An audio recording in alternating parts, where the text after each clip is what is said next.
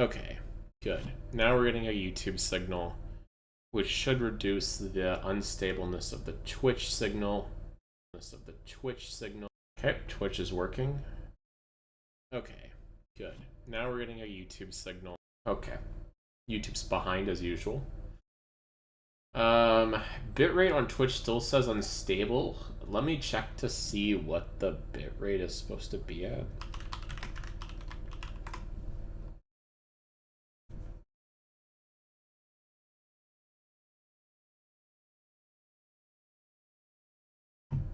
Okay, I think I'm using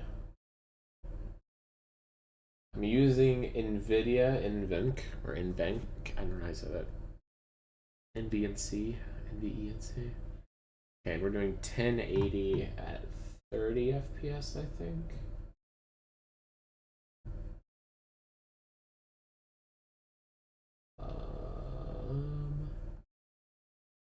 No, we're doing 60. Let's fucking go. So at 60, it recommends 4,500, and I'm feeding 4,000. Okay. I'll double check it every now and then, make sure everything's still working, but Twitch has kind of always told me it's unstable, and I'm not exactly sure why when it does. Kind of always told me it's unstable. Okay, my bad. Should not have done that.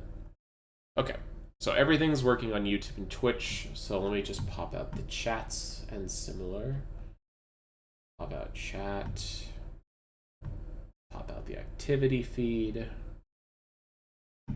And pop out chat. So weirdly enough, that was not a me issue. For some reason, that one YouTube link wasn't working. I'd used their backup link, but the backup link works. So, you know, it is what it is. Double checking. Okay, my audio is working. Desktop audio is on, but I'm not going to be recording any audio or having any audio, so that's fine. Okay, and now I can see the corner of OBS, so hopefully I'll see if you guys are on the right thing. Big update. We got ourselves a graphics tablet. I was thinking about, I need to probably start messing with the art at some point, so I figured, fuck it, I'll grab one. So now, look at this. This is crazy, okay? Instead of reusing Paint, if I just put my mouse over the drawing tablet, it just does like a fucking... I have a transparent overlay set up, so I can just write directly to this, and then we can undo it. I think that's with this button. Yep. And then I'll Alt-tab back to the thing, and the overlay goes away. Look at that. Isn't that sick as fuck? Ooh. So now I just have that whenever we need to do something. Okay, let me get my mouse out of the overlay so that stops causing that filter effect. Close you. We have our invisible notepad, and let's get to it. Okay. Let me take off the drawing glove. So, here's where we're at. The chess engine idea just doesn't work. I tried to cope my way down into it, where I was like, maybe if I get everything small enough, I'll be able to port in the data that I need to do it. But the truth of the matter is, there is just too much variability in my system. There's just too, from the simultaneous turns the enemies take to the variability in their actions to the amount of inputs that you can do per action, to whether the complex logic for non-actions is valid. It's too non-deterministic, it's too inconsistent. So, that's out. So right now, I'm not exactly sure what the best solution is moving forward. I've looked at a few write-ups that people have made on different enemy AIs, but I think what I'm going to do for now is we're just going to implement the dumb way.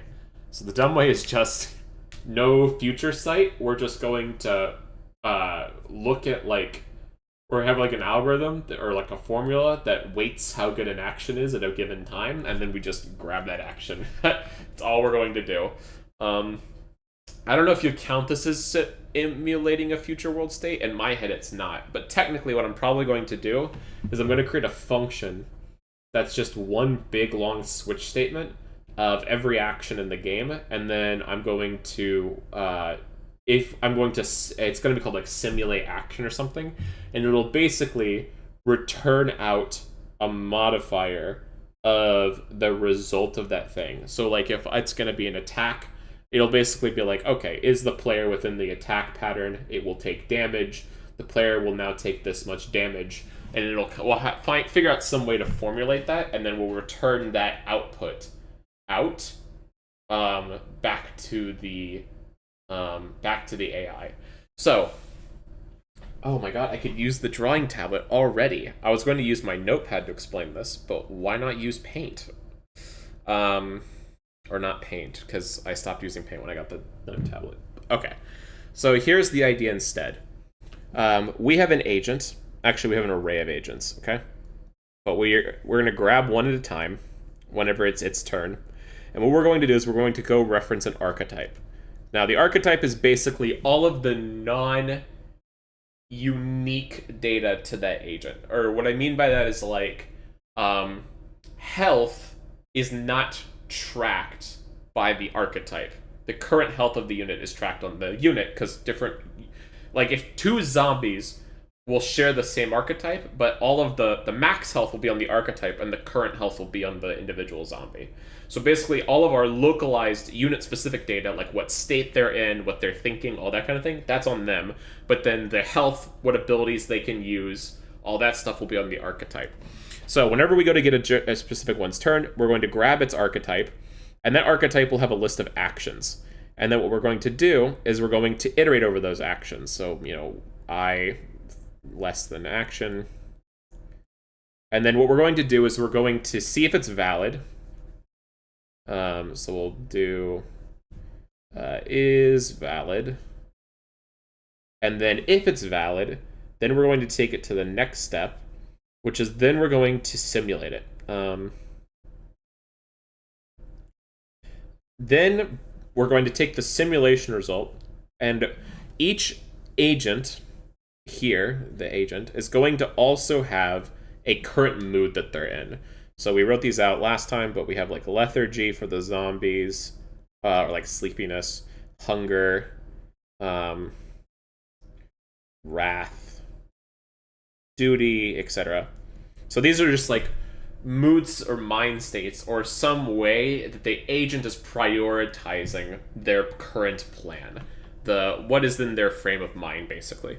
And so we have that state, and then we have a separate state called like unaware. That's like your classic stealth states. Unaware, in combat, hunting. I accidentally turned on the eraser. Let me turn that back off. Hunting, etc. And so basically what we're going to do is, depending upon this combination, we're going to evaluate the simulation. So if you're a really aggressive mood state, let's say you're angry, okay, well, an angry enemy is going to be more willing to trade damage with you. It's going to be in your face. It's going to be very aggressive. And in it, like, if the evaluation comes back that the player takes 4 damage, great. That's going to be something that AI is going to love. As opposed to losing distance between the player isn't really going to be that interesting. Unless we have some like danger flag, basically.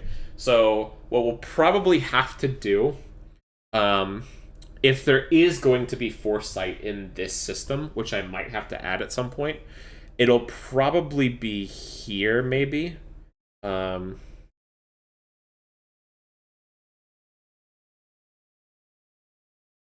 basically we look to see what's already in motion.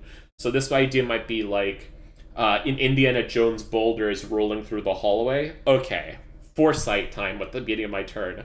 I know that in 3 turns, I'm about to be fucked by this boulder. So I want to make sure that I don't get rolled over. So we're going to basically completely change this to be like afraid, or running or something. I don't know, whatever it's going to be. We're going to shift away to these states. Afraid would actually be over there, but that's besides the point. We're going to shift away to this state, and that's going to change the evaluation by the time we get here. So maybe we'll have something like that. But basically, once we do the evaluation, we're going to store the highest. So is it higher than what we currently have? No? Okay, ignore it. And we'll just go through those. So we're still doing basically a depth 1 search, but we're only saving the highest one. And we don't have to save the less than highest ones, because here's the plan. Once we decide the highest action, so let's say we have our output. Okay, the end of all of this, here's our output, here's our result. We have our action. This is what we've decided to do for our turn. Once we decide this action, we're going to actually immediately do the action. So this is where I mean by there's no depth. The action immediately is going to get resolved, and then we're going to start the next turn. And so the reason for this is that essentially now we don't have to create a future world state where then it calculates it ahead of time. We can just do it. And the reason why that's fine is that we have in this array of ready actions, we have the player's turn ready. So we're not going to skip the player or not go until the player goes, whatever. We're going to go right now, and then once the player will stop. And so then, once all of the actions have been decided, then we start visualizing them simultaneously. So this way, if we have like 3 enemies going in 1 speed tick, then all of them are going to go simultaneously. But they'll be resolved one by one, so we don't have to deal with a bunch of bullshit. They'll be resolved one by one, and then visually they'll all be played together. And then, so then you might wonder, okay, but that means first come, first serve, right? The person who's first in line is going to get the best use case because an enemy might stop them from doing what they wanted to do or whatever. And I say to you, exactly. So what I've done is I've pre-sorted these actions by tier. So bosses are going to go first, then elites, then minions. Basic goes in here. Minions are like my spawn chaff. Not chaff. So like a necromancer boss will go first, then an elite zombie guard might go, then a basic zombie guard might go, then like spawned skeleton via necromancer might go, right? So this is kind of the order that they'll be queued into the system in. So then that's fine that boss goes before zombie 1 and zombie 2, because that's what we want. And so that way boss gets priority. Oh, and they're also sorted by speed. So it's going to be speed, and then in the side of the speed, it's going to be tier. So that's generally the idea. Yeah, so that's my current plan. So we're still going to technically do a depth 1 evaluation, or a depth 0, or whatever you call that, but it's only going to be to get out our 1 action, which will then immediately get popped. I will need to rewrite our action system, because right now the action system had in mind that it was going to have a queue that it was going to pop. That's no longer happening. So what I'll probably do is change the action system into a... I'll either keep it to make sure that the flow of the systems is going well, although I think I can remove it and just make those systems do it without. And then I'll probably just make it into a really big index of all the actions. So like, resolve action 1, resolve action 2, process action 2, etc. And I'll probably just go through that and basically make it like a big utilities class. And so... So yeah, we're going to change the action system, and yeah, that's basically the plan. The things that are going to slow this down, that are going to annoy the fuck out of me, is if we decide to do... So, yeah, hold on. Do I just delete this? You guys know what you guys see the vision, okay? If you don't see it, you'll see it in a bit. Okay. So the things that are going to cause us problems. The first is pathfinding.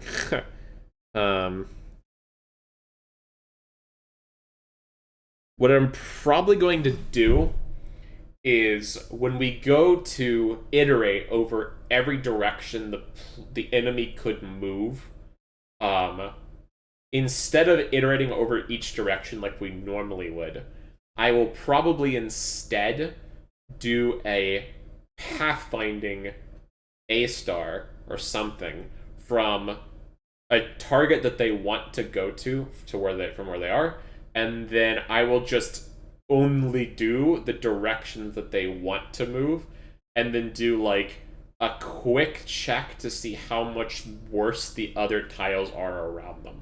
So that way we basically circumnavigate the need to I don't want to do a pathfinding check on every tile direction we move. And I also don't want to not do the pathfinding, because we're going to get in this weird situation where the enemy is only going to think one turn ahead and is going to not fucking walk where they're supposed to go.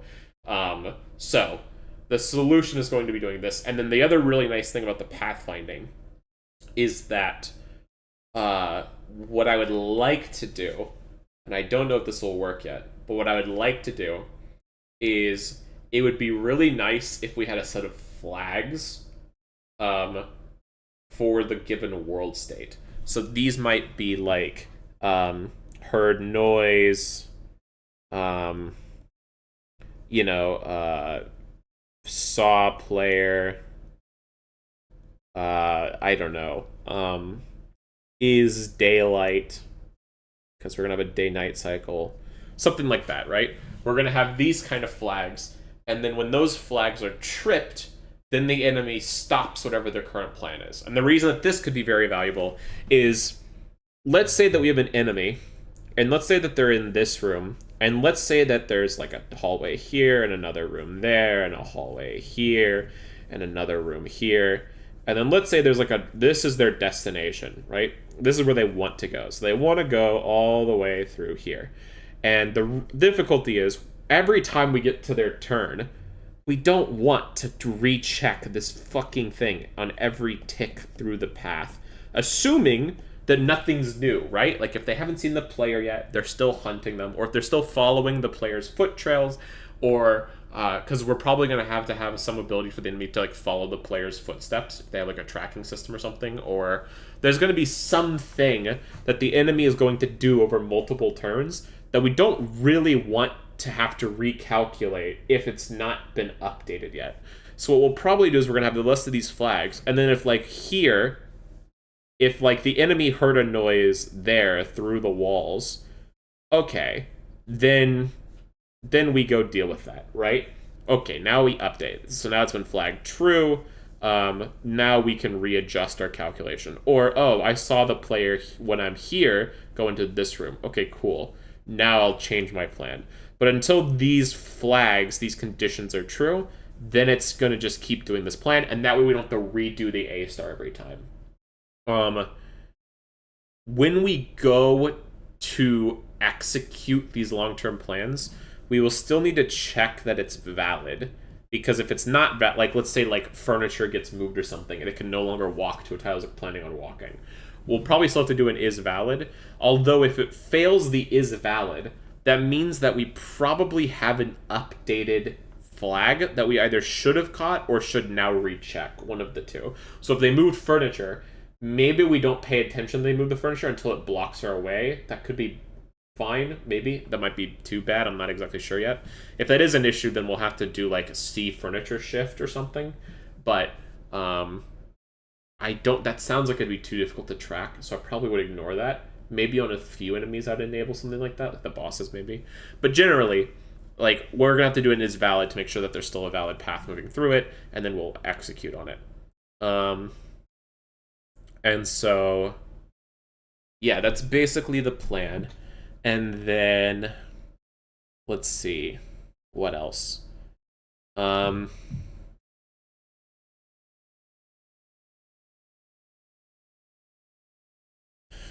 So yeah, I think we're gonna have to do, before we do in that previous graph, the in between iterating over the actions and starting it, in that through section right there, I think we're gonna have to do precog, which precog, what that will probably look like isn't going to be world state simulation. What we'll probably do is they're going to be actions that flag like a global effect or like a localized effect of like, hey, check this at the beginning of your turn. So if like the boulder might have like a precog like event that it flips that says, hey, double check this to make sure that you're not in danger. So all traps will probably have it. Daytime for sure will have it because we have vampires, right? They're going to want to hide in the daytime. So that will for sure have it. Stuff like that is going to flip to be like, oh, I need to like reevaluate my position. We might even have those flip like at certain points. So maybe at like 1 a.m., at 3 a.m., at 5 a.m., we're rechecking those as well. So the vampire doesn't like get too far away from where they could be or doesn't like lose track of time. So that's going to be a thing. And then the other half of that is going to be pre-established plan. So there's going to have to be some way of saving the plan. This is going to be last. That's going to be our last step. Because I don't want to do that first. I would rather get this cycle working and letting it run every single frame, even though it's dog shit. Or not every single frame, every single cycle. Even though it's really bad. We're going to try to do that then, as opposed to now. And then I'm not sure. Currently, my plan is to start up this, enemy algorithm when the player executes their action. Because it's going to be the simplest, right? You wait till the player does his turn, and then in the animation for the player's action, you go through and you do the thing. But I don't know. It might not be enough time. So maybe we do a world state precog for what the actions the player could do, and then do it at the exact second that we start the animation for the last turn. But I'm not sure if that's going to be if that's going to be better or not. So for now, we're going to do it the lazy way of just once player's done, start the process. And then we'll go from there. So, yeah, that's basically the plan. Will the enemy be dumber? Definitionally yes, right? Like, we're not seeing every world state in the future moving forward. Is that fine? I think the answer is still yes. What I'm probably going to do is I'm probably going to have anytime a heuristic comes up, like, is how, like, not their depth in this case, but it's going to be like how accurate we need to evaluate a score or how accurate we need to evaluate X thing. I'm probably going to want to tie that to the unit's intelligence. So a zombie is going to be much more okay to make dumb decisions. Spawn are going to be much more able to make dumb decisions. But then our bosses are going to be able to do more intense calculation and therefore be more accurate in their fine-tuned decisions. I should say more intelligent bosses. I expect more the bosses to be on the higher end of that curve, but there will still be dumb bosses. So, you know what I mean. Smarter enemies are going to be expected to use up more of the algorithm time. And so I think I'm going to do that by modifying how much of the algorithm it eats up. I might even cap the number of actions we check based on the intelligence stat. My only concern with that is that if I do that, I will need a way to pre-sort the list for the mood that we're in. So if we're angry, we're going to start with the attack actions, or if we're etc.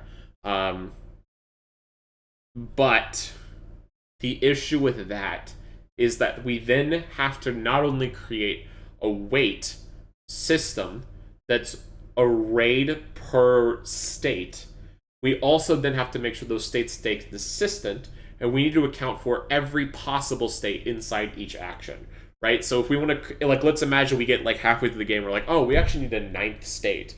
Okay, cool, fuck me. Now we have to go all the way back through all of this and completely double-check everything. that will be fucking cancer. Oh, we have to make a whole new array for every action to evaluate this. Or we're going to have each mood have its own weight stored for each action ahead of time, which will also be annoying as fuck. So instead, what my thought is that we either aren't going to cap it and we just not do that, or if we do want to cap it, then I'm going to have tags for the actions and sort them that way. So faster or attack tags, like if there's like a trait that's like flurry or something that makes the attack act faster than it normally would, cool. Now that could be considered, that will be sorted to the front, or but only in the temporary, basically. Or an attack action, great, that'll only be sorted to the front, etc. So that's an idea, but I haven't fully decided if I'm going to commit to that yet. That's just something I'm playing around with. I'm also trying to, I guess you could say, decouple, but basically a lot of the data has been, instead of doing structive arrays, array of structs, I'm doing structive arrays. So they're like, all the fields are basically separate from each other, with the exception of the stat block is all one struct in the array. And then the state data is all one. So like what mood they're in, what awareness state they are in, that's going to be its own struct as well that sits in there. Because I don't really want to split that. And most of the time, if you're grabbing that, you're going to want to grab similar. There's an argument to split the stats because the most common stat right now that we're reading is just the speed. So we technically have to pull in the other stats as well. But conceptually, it's easier for me to think of it as just the stat, and also I don't want to pre-optimize that because that's not a huge change if I have to change it, and it's going to become a noticeable issue when it becomes a noticeable issue.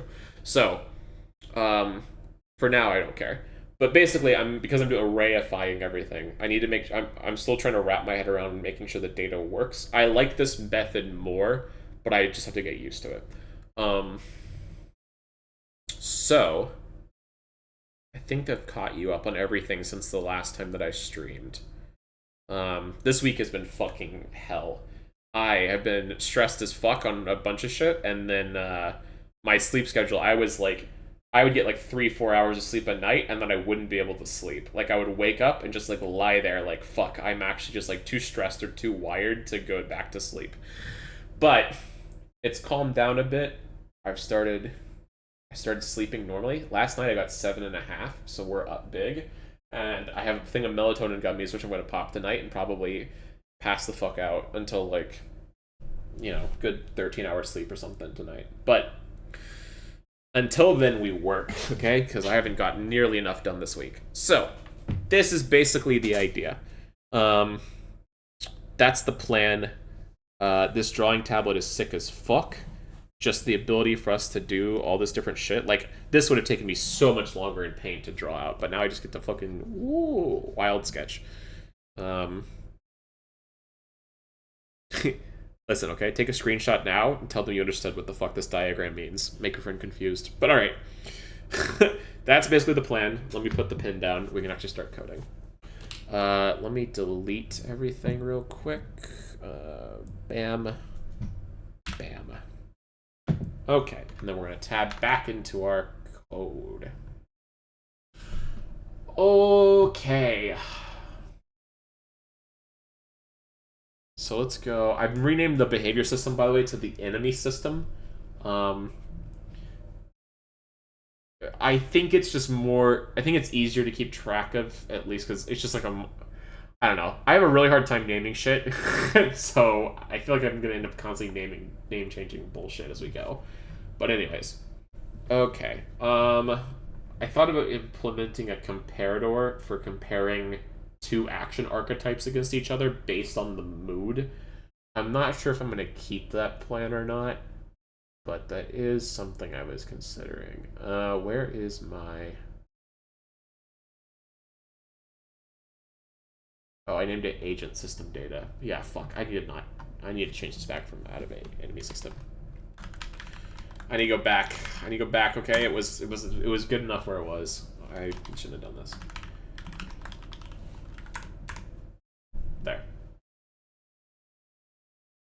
What the fuck do you mean? I rename behavior system data. Thank you. Okay. Okay, so do we want to do the comparator? I don't think we do, and we're just going to use the tag system for it. And probably have a list of tags that will evaluate higher. Although I guess you could still do that here. I would probably need something like this. Yeah, we'll keep it for now. I don't quite know how the comparators wrote. I tried to look up an example and had a hard time finding it. So for now...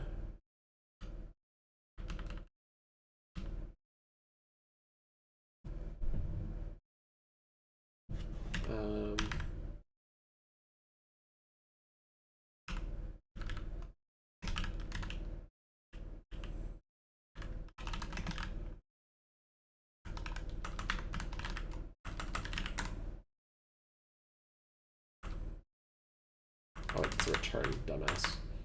Okay. Okay, we'll just leave that for now so it doesn't give me a bunch of errors. And then, let me double check this info. Tier indexes. Oh, yeah, so this, let's run through this data real quick. Current speed is the current speed we're evaluating right now. So that's going to start off at our max and then drop down to our min. I don't think I'll necessarily need this, but I currently don't have the actual turn system enabled for anything slower than the player. I'll need to set that up later. For now, I don't care right now. We're just trying to test this out. Tier indexes is the point in the array when it swaps to the next enemy tier. So like 0 is for the player, 1 is for bosses, and then 15 is for elites, whatever. And that's just the point where we'll start ticking through them. So that way I can change that easily on the fly and kind of maybe even each run, depending on how many bosses have spawned and stuff, I can modify that pretty quickly. Max speed is just max speed. I can move that over from spawn data. Spawn data doesn't have anything in it now. Behavior data needed it too consistently. So max agent count is just how many enemies are going to be in the map. Now that I've listified everything, or arrayified everything, max agent count could actually be anything, although I still have it set to 256 in my head at least, and most of the array allocations, or most of the checks I believe are still against 256. If I changed it away from 256, I'd have to change a few functions, but I've slowly started implementing max agent count, and I'll need to do that moving forward. I'll probably have once I get this AI working, I'm probably going to have a code review section where I show a buddy of mine this code and kind of run through it with him and pick his brain. But unsaved list of agent tier is the tiers. So this is basically just our struct arrays. The tier of the agent, the position of the agent, the ID, archetype of the ID. I used to have a actual ID value, which was a byte, which is why I had up to 256 enemies. But now that I've arrayified it, your ID is just your position. So I no longer need that. So now I can just have the archetype ID be basically which archetype it's assigned to. Stat block is which stats you have. State data is your state data. And then action cooldowns. I'm debating giving actions cooldowns to minimize spam. If I don't end up doing that, we're just going to delete this entire collection, which would be nice. But I think we're going to need it, at least for some of these. Oh, one thing I forgot to mention. One of the changes we made in the turn system, 3 or 4 streams ago, is going to be the fact that the turn system is going to be, how would you say,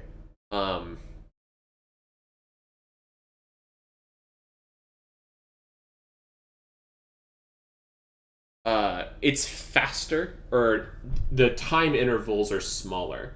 So basically there will be actions that take up multiple turns because we expect that to be slower than whatever the time interval we've assigned it is. And so because of that, a lot of attacks will be multiple cycles basically. And this is a nice way to offset This is basically to replace the idea of using a reaction system, because now most times the player will be able to respond to an enemy attack before it finishes. That's basically the idea. And this way we also encourage mobility, because currently mobility is always a one action or one turn action. I might make like sneaking 2 actions as opposed to 1. So that's something to keep in mind. But in general, it's 1. And then I also haven't decided if there's going to be like a run ability. But if I do, it's probably going to have to be something like once you've moved in a straight line for 3 turns in a row and you hold a button, then you can like start to gain 2 per or something as you run in that same direction. It's going to be something like that. And I'm going to incur noise penalties or something. I'm not sure yet. But that's basically the idea for that. And then, okay, so we have action cooldowns. Sorted enemies is our queue. So basically that's our temporary queue before we put in... that is our real queue. That's our queue of enemies. Split across multiple turns. So if an enemy's going to go like 3 times, then when they're supposed to go compared to everybody else is properly set in that queue. Queued actions is going to be our... Well, it was going to be our queue of actions we haven't completed yet. But we are probably just going to pop it immediately. So I don't think I'm going to need this data type anymore. I'm going to actually delete that so I know that going into it. And then if I have to change my mind, I will. Archetypes is our list of, that's our like blueprint basically the enemies pull from. Get archetype is just a nice little getter function, so I don't have to constantly rewrite this thing, because every single time I grab an archetype, it's going to be this line, and I just didn't feel like retyping it. Because whenever you're typing it outside of this value, you're going to have to do like bsd.valueRO .archetypes bracket bsd.valueRO .archetype IDs bracket if you already pulled the agent ID, otherwise it's or actually you'll have to pull the ID already, so then it'll be like ID. It's like, okay, if I'm going to write that a million times, I think I'm just going to kill myself, so I'm just going to use this line, this getter function instead. So there's just like a few like convenience getters. I hate the like private public getter shit. So I'm just trying to be clear, I'm not doing the cringe bullshit. Agent tier is our tier, motivation is our current states, and then agent states is our stealth states. These are just kind of ones I've spitballed. I'm gonna have to probably change it, but basically we have unaware. They have no idea the player's even there. They're going to be idling, or if they're like duty bound, then they'll be like checking objectives or some shit. It's going to be like a very basic checking traps, that kind of thing. Your default behavior, basically. Suspecting is you heard a noise. Why is that door shut? Why is the furniture moved? Things like that. Tracking is going to be... I actively am like following footprints, like if the player leaves like a trail of blood, or if the player has like, it's like a marshy swamp outside, if there's like actual trail through the woods or something, like that's gonna be tracking. It's gonna be them following that actual trail. I mean, like, what the fuck is this? If there's like a spirit sense or something, it'll be the same thing. Or if you've played League, think like Warwick Blood Trail, if they're gonna be able to smell the players bleeding, which I kind of like as a mechanic, theoretically, so I might fuck around with that idea, but that's going to be that. Approaching is different than tracking. Approaching is, you know where the player is headed, and you're trying to cut them off. So that's like, they're heading towards an objective, or like a hunting enemy has followed you out from one region of the map to another, and they know which region you're heading to because you're not heading to these other regions, and so they're going to try to beat you there, basically. That's like approaching, where I think I could use a better word for it, but I was trying to keep it one word and snappy. Seeing is, I am physically aware of you, but I have not engaged in combat yet, so like I turn the hallway and I see you standing at the other end of the hallway, that kind of thing. That'll be helpful if if we're going to do like stealth enemies, or maybe just an enemy that's observing you that doesn't always just immediately rush into combat. Fighting is obviously, you know, you're in combat with them. Chasing is they just saw you and they just saw you leave and they're bolting to the like immediate last spot you were at. So they're not really following a trail. And I guess in a way we could use approaching, but chasing in my head is a lot more aggressive, where like it's actually just running through the hallway behind you. It doesn't need to see you at every second because it knows exactly where you were like 2 seconds ago, right? So it's not as, we're going to kind of cheat the line of sight system a little bit until your X discrepancy value, and then we'll break them off of chasing. And then hiding is when they're actually hiding from you. So that's going to be like either stealth character or like something that's in fear of you that's like hiding so that you don't fucking kill it. So here's our stat block so far: state data and agent archetype.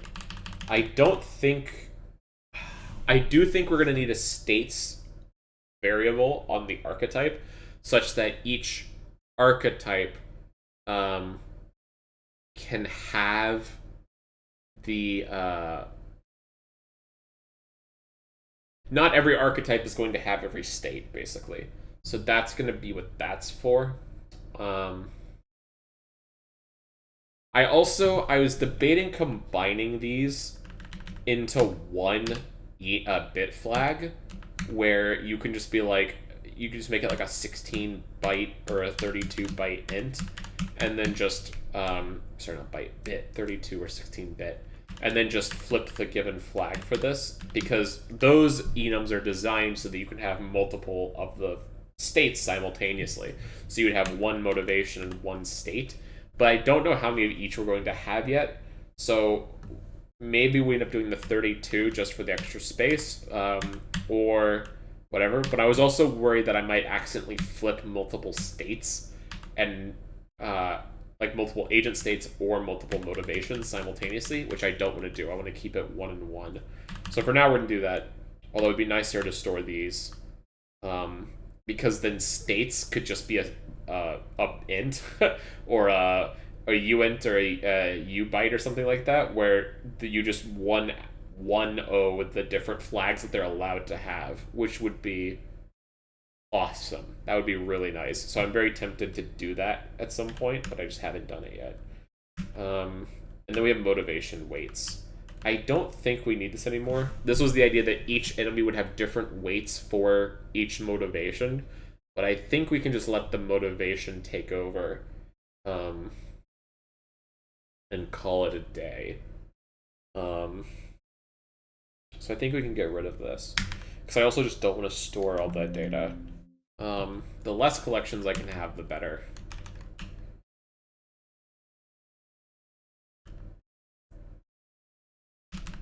System API gets singleton map data. Why are you throwing an error on me? Oh, it must require on 4 update. Yeah, sure.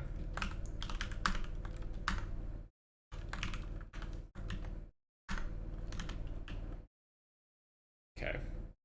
When we reload, it'll be happy. What is the get archetype issue here? Possibly impure struct method called on read-only variables. Struct value always copied before invocation.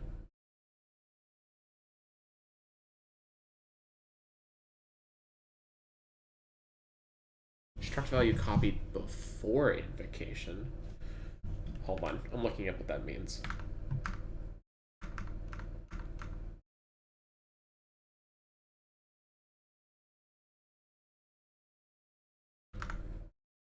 Let me read this again one more time. Possibly impure struct method.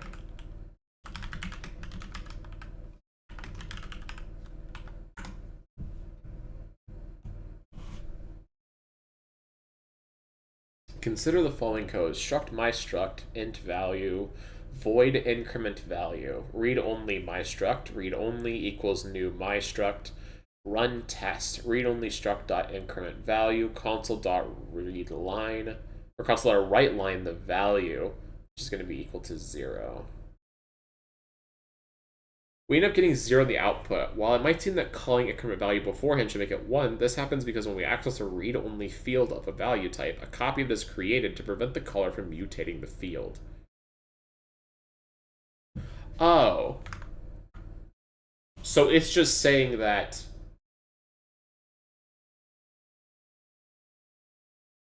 Wait, it's not saying it's going to create a copy of behavior system data, is it? It's only going to create a copy of the archetype, which I don't even know if I want it to still do that, right? But it's not dumb enough to copy the whole collection structure, right?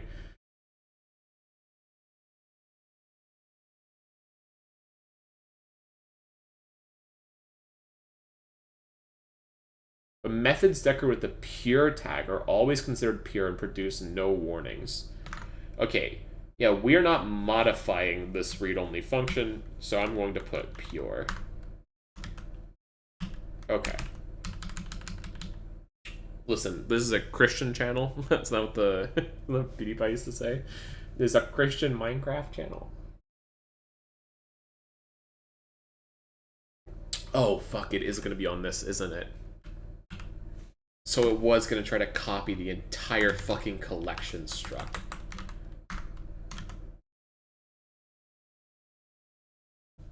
Why are you throwing an error up here? Attributes is not valid on this type. It is only valid on method declarations only. Oh, I know what the issue is. I just need to delete this and then save and then reload on Unity. And it should refresh all this and get rid of it.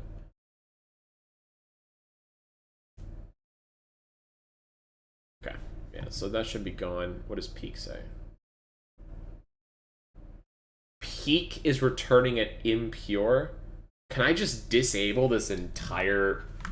Can I just disable this?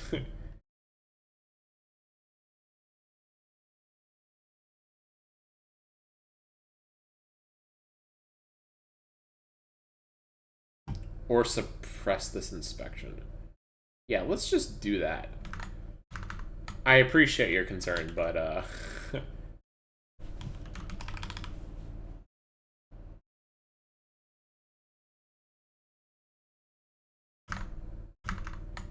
what is this one called? Possibly impure. We'll just type that in. Possibly impure. Struct method. Wait, so is it a JetBrains specific thing, or is it...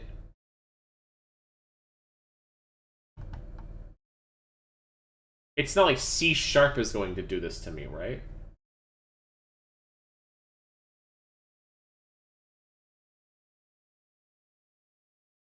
Hold on. I'm gonna be so annoyed if I have to go into the fucking library and tag them as pure for JetBrains. The false positive, I suppose, generated when using declaration, while the legacy using save provides no warning.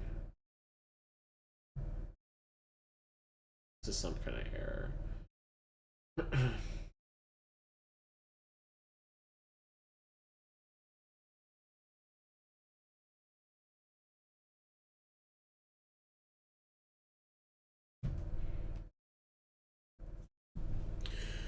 Immediately said the behavior of read-only and non-read-only structures in read-only context is very different. Structure them for high-performance scenarios, and to use them efficiently, you should know quite a bit about different hidden operations the compiler emits to enforce struct immutability.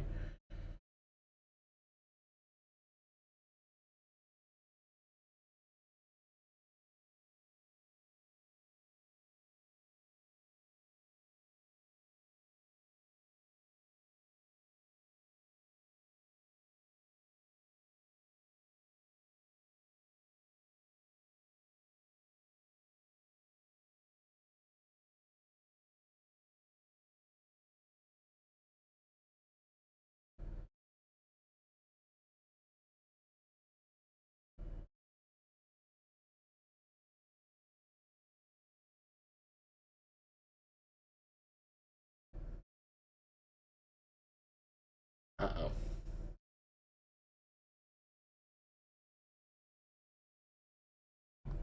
Someone made a blog post. Oh, that's from 2014. It's probably out of date now.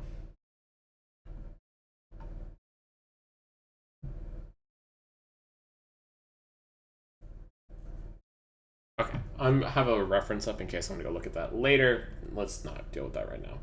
I'll keep the warning, but I can tag Atmosphere. It's fine. And I know peak is not modifying the struct, so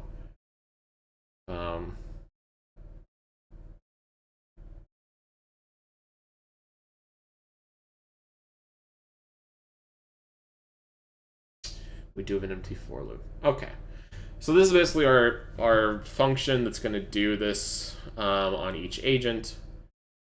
So our ID is equal to the starting one. Actually, I'm probably just going to set that to...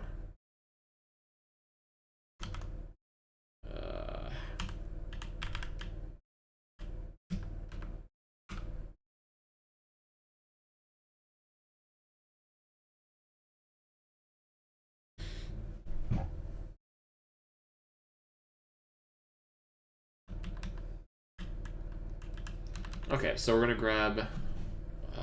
I don't need to grab that locally. I should... Wait. No, we're grabbing the state data of that ID, so that's correct. Never mind. Then we're going to check to see if it's current... so basically, current action. What that means is current action is basically to see whether or not it's already doing a action that it started doing last turn. So multi-turn actions will basically cancel out early.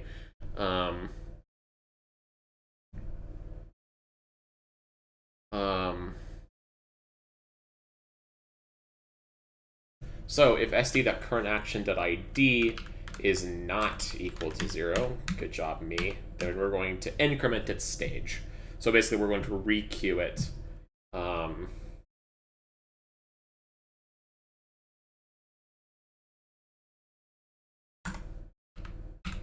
then we're going to set asd.valueReadWrite.stateData bracket ID is equal to sd. There we go. Don't forget that. Then we're going to have an agent archetype that we're going to pull. And then we're going to... We don't want to iterate over the mood because we're just doing the sort after. So, okay, let's go through this real quick. First, we have our precog. Then we have our pre-planned, we'll say. Not doing either of those right now. Then we begin our loop. So, for int I is equal to 0, I is less than archetype.actions.length, I plus plus. Then we're going to do a switch statement of aa.actions bracket I dot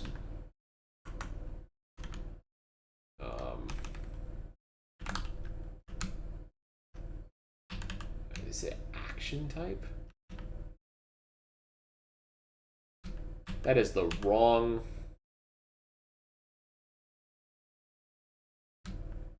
I hate this.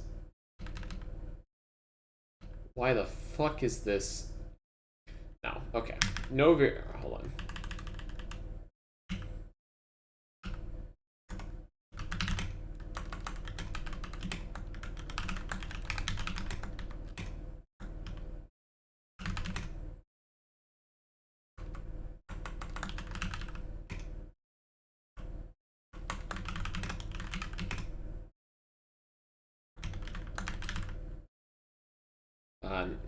Non-diag, diag,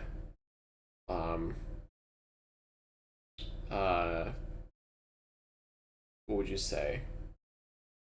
Should be orthogonal, diagonal, and then omnidirect. I really don't want to write all in all of those.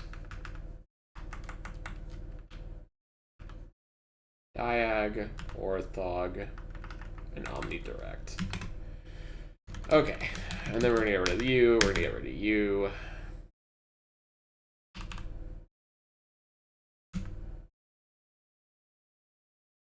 And then aim was another particular type that I'll deal with later. But okay, and then in the action archetype, we're going to make gonna get rid of can diagonal, make a new one called public action directions, direction options, or directionality. Make sure that this is a byte, and we put this up here. Cooldown, distance, damage, range. Let's just think this is I think this was originally going to be a unioned struct, which it probably will be at some point, but for now we'll leave it. This is fine. Let me boot up spawn system because I think I got an error out of that. Yeah. Okay, we're getting rid of queued actions. That's fine. And then action archetype. Okay. Type is going to be equal to move. Oh, it was a flag. Okay, so then we're going to set directionality is equal to omni direct. Can diagonal we're going to get rid of.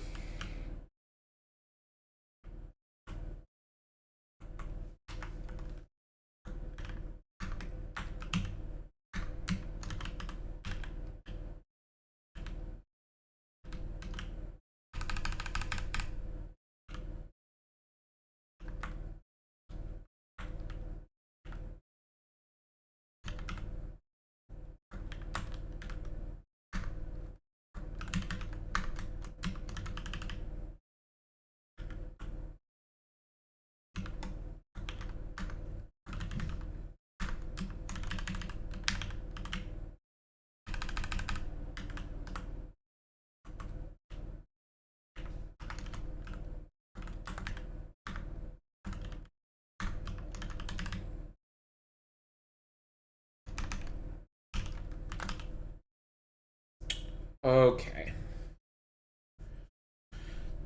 There we go. Cleaner. I think I could probably remerge that back into a flag at some point if I needed to for the union, but potato potato right now. Okay, so actions.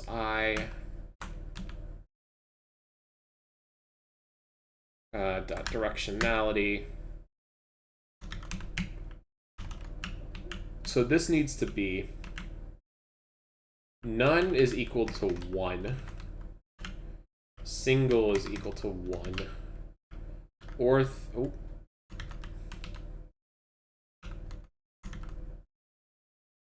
What the fuck is happening? Oh, caps lock got turned on somehow. Weird. Okay. Undo, undo, undo, undo. There we go. Okay.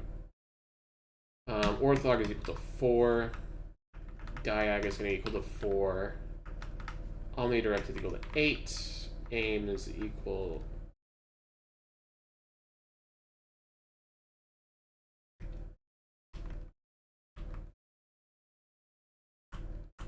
Do I want to do this here? No, I'll probably just implement them in the switch, right? And for single, I don't know if there's going to be a difference between none and single, because it's just going to be whatever the action has already prepped for it in the logic. Okay, so like a case, we're going to say none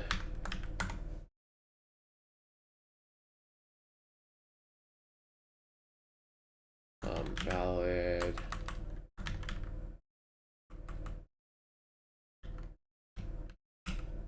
okay if can perform. Well, no, I guess we should evaluate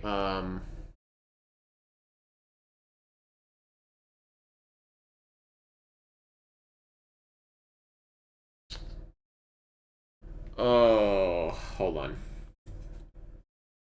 Do we do the can perform here, or do we do it inside each of the switch statements? I would assume we do it out here. But if it's a some actions will need to be done in each direction in order to be validated. Well, I think some of them will be. Maybe can perform.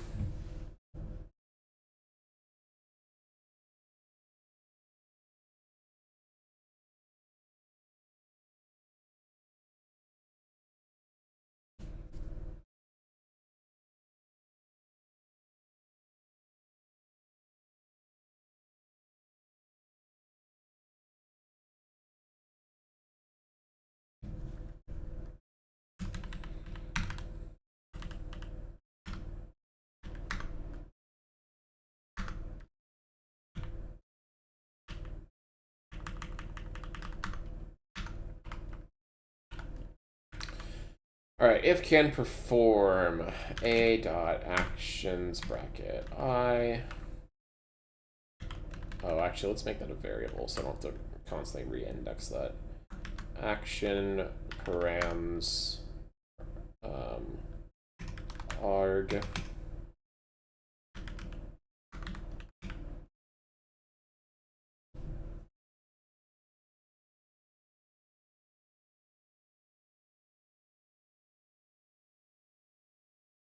Oh, fuck. No, wait, hold on.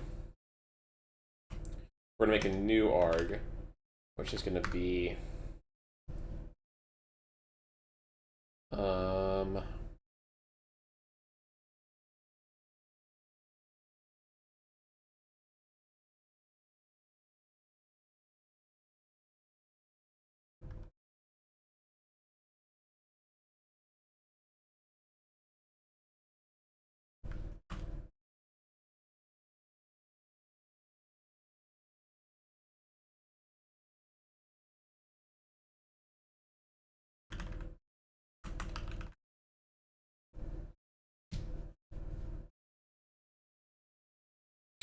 action ID is going to be AA dot actions bracket I dot, or no, it's just going to be I actually.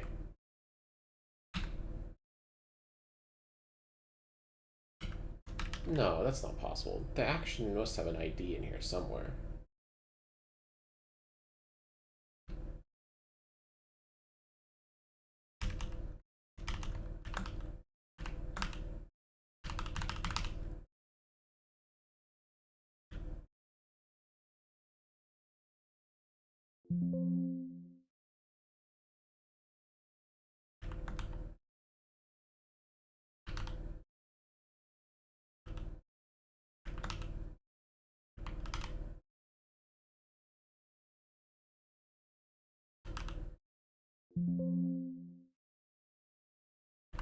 Sorry, I got distracted. Been motions.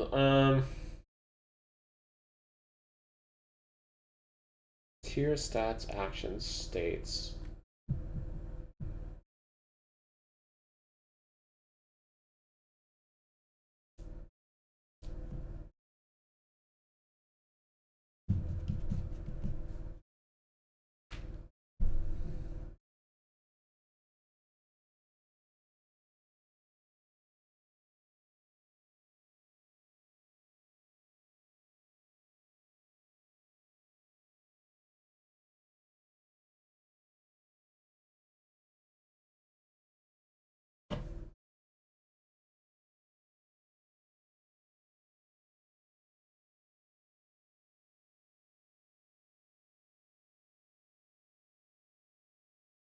So I need to store.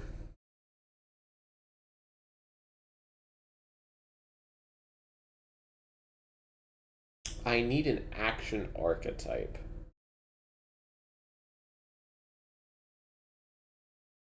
And the action archetype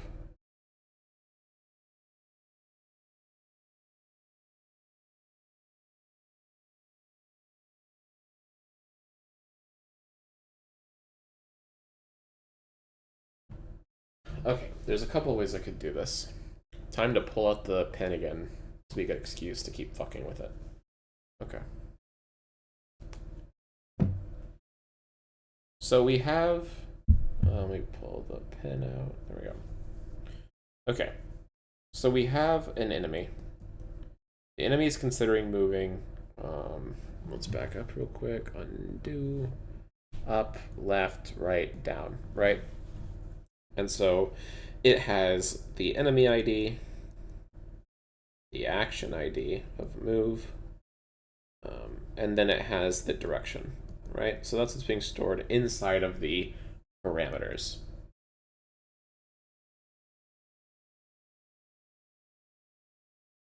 Make sure there's not other data that I'm forgetting. Oh, stage. So it's multi, starts off at 0, and we'll scale it from there. So that's the param. Then we grab the action archetype. And so the reason that we're grabbing this is, let's say, instead of this, it's an attack. Okay, well, that's going to need to track damage, the width of the attack, so if there's like a cleave to it, so the targeting, the range. If I end up adding damage type, which I probably will, there's going to be a damage type. So all that's going to be archetyped. And then it's going to take the parameter, which it built, and then it's going to grab the archetype, and it's going to merge them basically in whenever it goes to run the function of action ID, right? So it's going to have a big switch statement of all the different actions, case 200 or whatever, 500. And it's going to, do that thing. So the issue is, how do we know? I think this also needs to store the action ID. So then the question is, do we have a list of, is the ID just what function it goes to? Or is there like a universal list of actions, and then there's a race modifier or a type modifier and a parameter modifier to the universal? We actually are pulling from 3 sources. Because, like, the reason I say this is, a vampire sword swing, like a horizontal sword swing, and a zombie swinging its claws horizontally will both use the exact same function, right? It's going to just take in the damage parameter, it's going to take in the enemy ID, it's going to take in the direction, and it's going to take in the range. It's going to do the exact same thing, right? It's going to pick the tiles around the thing. It's going to, if I decide for it to matter, it'll choose between left and right of the direction of the swing. It's going to take the math, it's going to calculate it, and it's going to fucking swing. That's all that's happening. Now, what that animation-wise look like is going to depend on the enemy, but the function, it will be identical. So, do I actually just make a list of IDs that are like swing, and the universal action is really just a function, and then the damage and all that is independent of what the functionality actually does?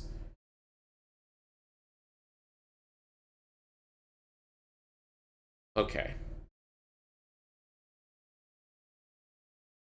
I think that's fine, as long as I make this a union. Because if I make it a union, then I can fit every action data into this, and then the ID number will tell this action how to read that info. So if it's a union and we have like move would be like distance, and instead of distance on the attack, we have range, right? Those are the 2 union values at, byte 1 or whatever. Then when we get to this, it's like, oh, I'm an attack? Okay, well, specifically we're doing the swing action. Okay, cool. Well, we're going to grab that thing, and we're going to grab the range, right? And we're going to pull that in. And that could instead be damage or anything else. I think that's how we'll do it.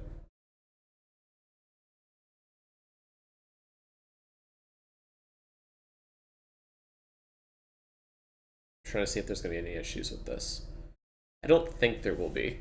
We union this so that because now the reason that the union matters is that you don't have to then individualize this data around whatever the action is, right? Because otherwise you'd imagine there's going to be a move action parameter or move action modifier. There's going to be attack action, and not just an attack action. There might be like a swing action, and then we'd have like an interface with like a million different structs or classes that implement swing and attack and move. But with this, because we've unioned it, and then our ID number will be the separator, we don't even really have to have tags. The tags can now become much more specific to that particular action. So we might still have like a swing tag, but now maybe it's like directionality of swing, or maybe it's like fast, or we have like actual like ability traits as opposed to like coding enums that we're using to feed to make sure that this operates properly. So it can actually have mechanical relevance as opposed to just like a coding backend thing. So I think that's what we do. And then that way we don't have to rely on the contract of a universal action data when we go to pull this. We just rely on the union, and then we just feed that union our particular info. Okay. I think that works. So we're going to delete all that, put the pin back, take the glove back off, and pull the mouse up here. God, what an awesome... It's just so useful.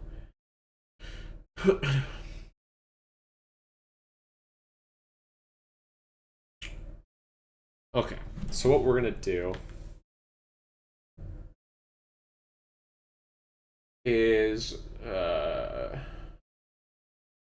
Okay, so now that we know this, when we go to iterate over the action, to determine whether or not we can perform it, all we're going to do is feed it the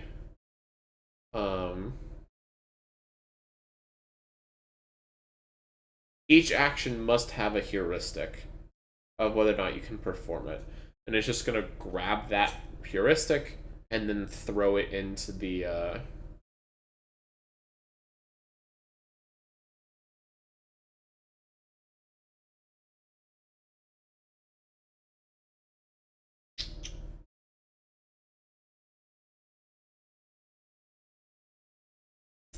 I would just realize, like, wait a second. Now that I don't have an actual queue, is there a reason to separate the parameters from the action? And I think the answer is still yes, because because like it still keeps the functionality split, and I don't have to like recopy every single field inside of those into it, which I think will be for the better. Okay. Cannot resolve. Oh yeah. It's gonna be. So what I'm explaining is that the action archetype needs to track the ID number. So we're gonna make a new public byte action ID, and we're gonna name that. We're gonna go up here. We're gonna do action archetype AA is gonna. Oh, that's agent archetype. Okay, hold on. Let's rename. Delete this. And rename AA. Where are you? Oh, here. To EA. There.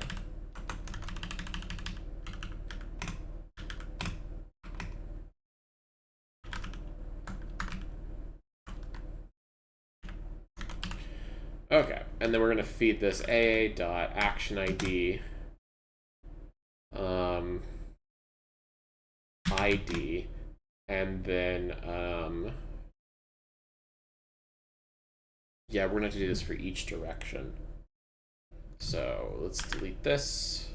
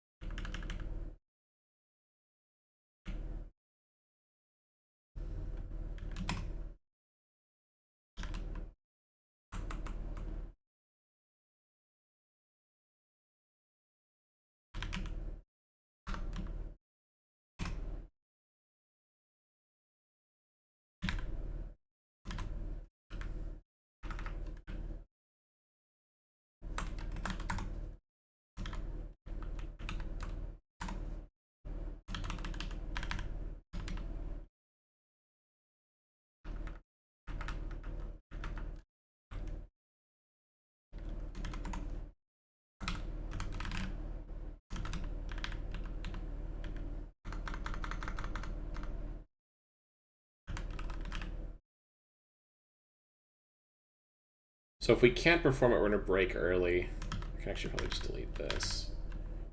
And then we'll jump to end. So we'll break out early. If we can perform it... Oh, we actually will probably need to store... if it is valid, we'll need to reference it, so we might as well store it.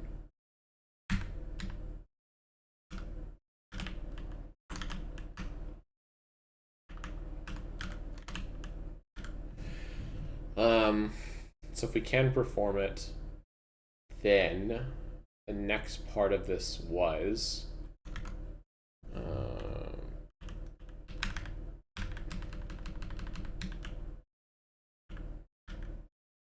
we were gonna wait it. So then we're gonna do a simulation.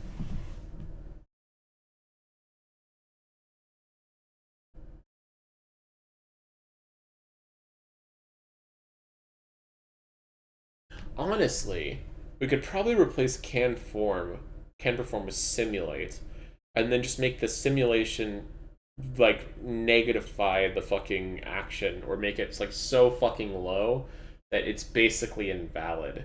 And then at the end, if our action weight is less than 0 or is equal to 0 or something like that, then instead of doing that action, we instead do like just a nothing, right? Like, okay, between this and nothing, we'd rather actually, or we can just leave. No, why the fuck would I store weight inside of an enemy? That's a pointless thing to do. I'll keep that separate, and I'll just throw that in at the end to see if weight would be better. Because that'll be like a universal action they can all do. It's just weight. Even the player should still be able to do that even.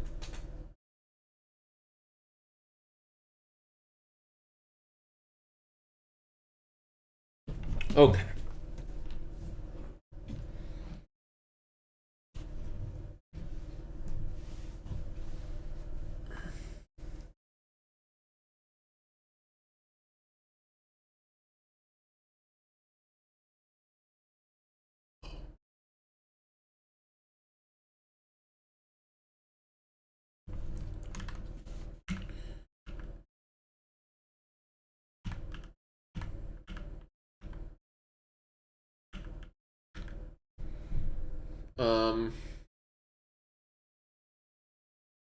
Yeah, so now we just need to simulate it. So I should just replace this with I should get rid of the if. And then what we're gonna do, we're gonna get rid of that. Put that semicolon there. Then we're gonna hop down here. Instead of this being a bool, we're gonna have this return a u short. Maybe a byte. We'll do byte. It needs to be bigger. We can make it bigger. And we'll rename can perform to simulate.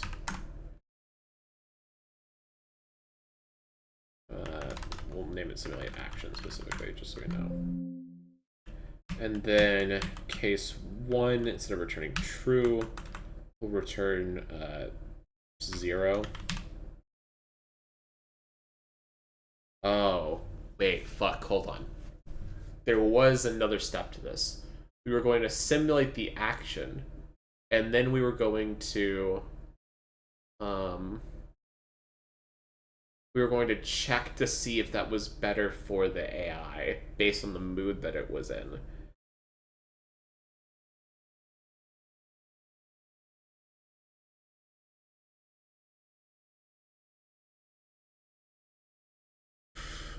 Oh, you know what we can do?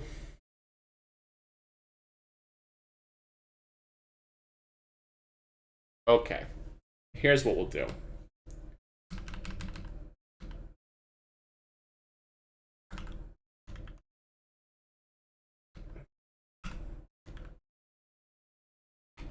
We could either make a simulate action that does exactly what the normal action would do, and then check it anyways, or we just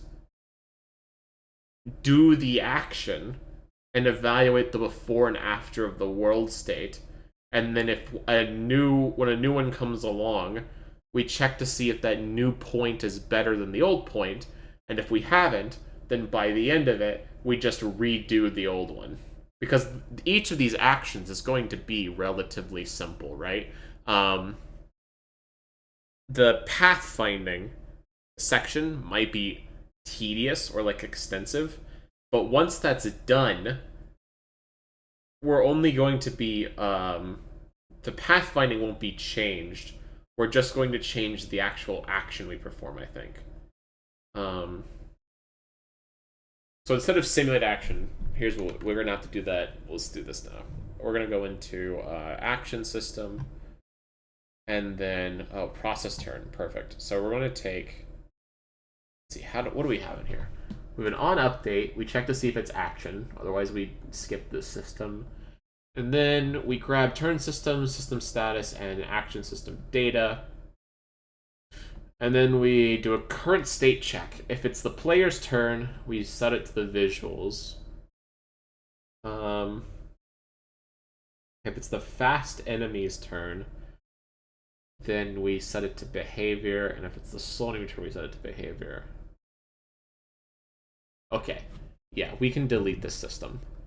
So what we're going to do is we're going to remove this system, and instead we're going to make we're going to turn it off of an I system. So we're going to just completely bada boop. We're going to get rid of I system.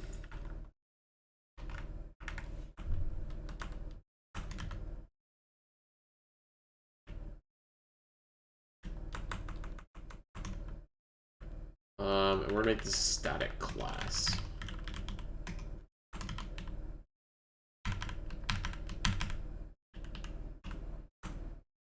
And then we're going to make a public function called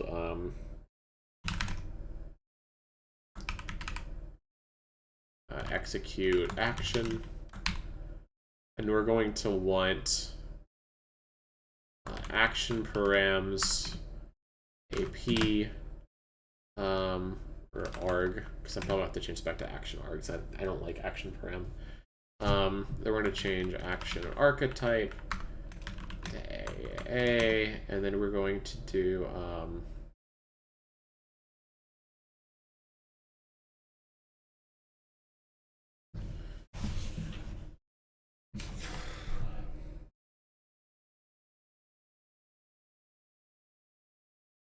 do we need a reference to the agent? I think we do. Although I guess we could just grab... No, we have a reference in the arg because we have the ID. But we will need a reference to behavior system data. And that needs to be a ref, right? And then we're going to need a reference to map data.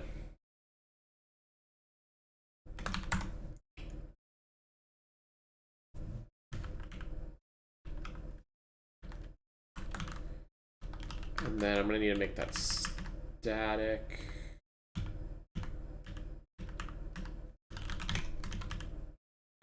And then we're going to make a big switch statement, and we're going to say arg.action ID. Case 0.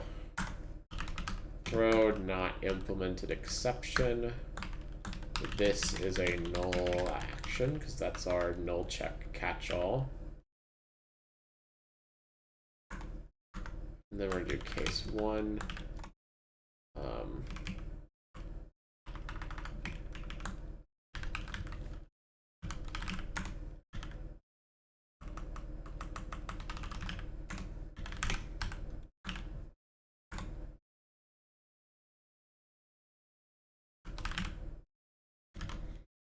Okay. Why is it not an exception through main error? Why? Oh, through new? Is that the issue? There. Okay.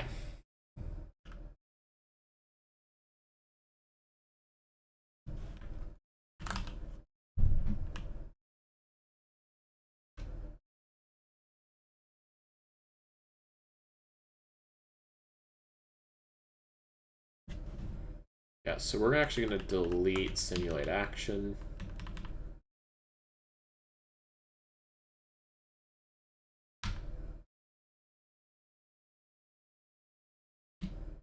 And instead we're going to do... Actually, let's replace this. Evaluate world state.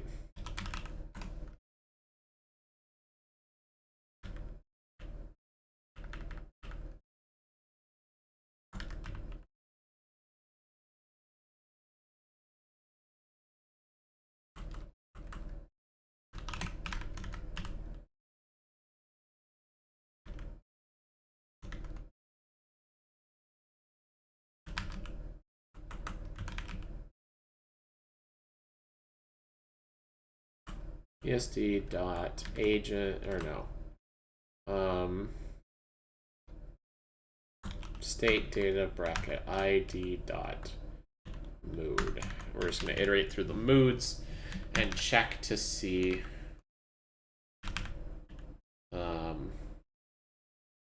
how good this action is. We're going to do replaces 0 and 1 with I like doing this in this order. Lethargy, the next is hunger. The next is duty. Okay, and then we're going to just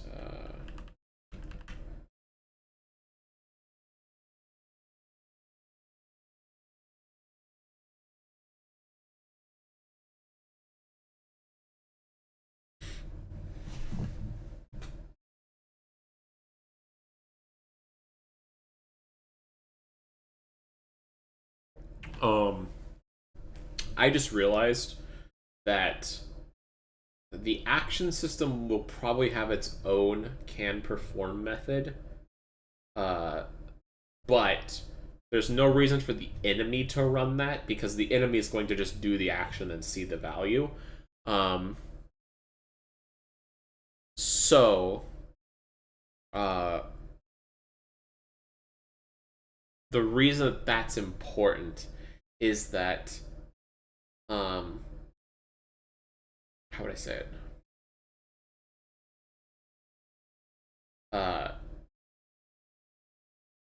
Because the player is going to have to evaluate their actions.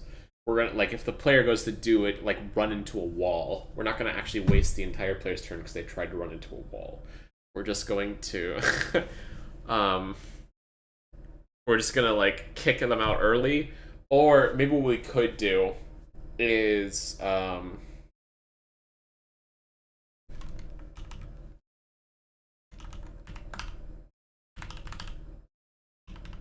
we might change this from void to like bite or something, and then if it's 0, then it's like, oh, I know the action's invalid, basically. So if like we have like a return value that it'll like know, oh, I can't do this.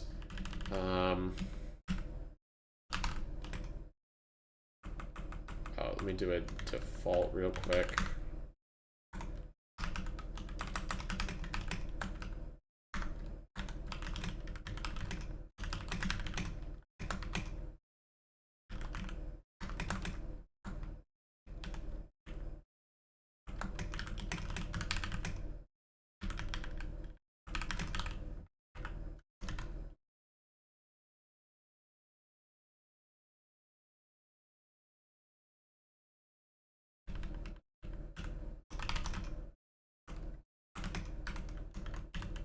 There.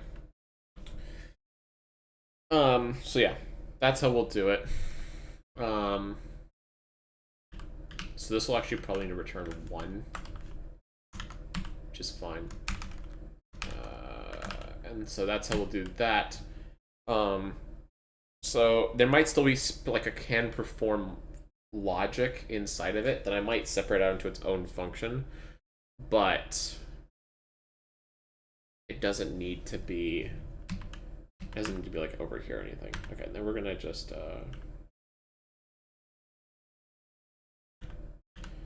let me just go down here. We're just gonna dumbass take that. Actually, should probably. Oh, why is Control Z doing this? Okay. Wait, what the fuck is happening? Control Z is supposed to be an undo.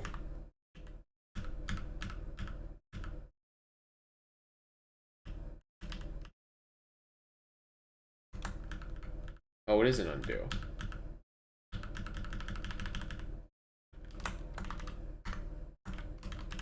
I don't know what the I don't know. I lost track of what the fuck the I lost track of it. To be honest, I don't know what the fuck was happening. Okay, that's my duty. I still gotta get used to Vim fucking motions. Okay, we're gonna go down here, and then we're going to delete this comment, and we're going to bring that over here and just paste it as a reference down below. So that way I don't have to rewrite that function later. Then we'll go back.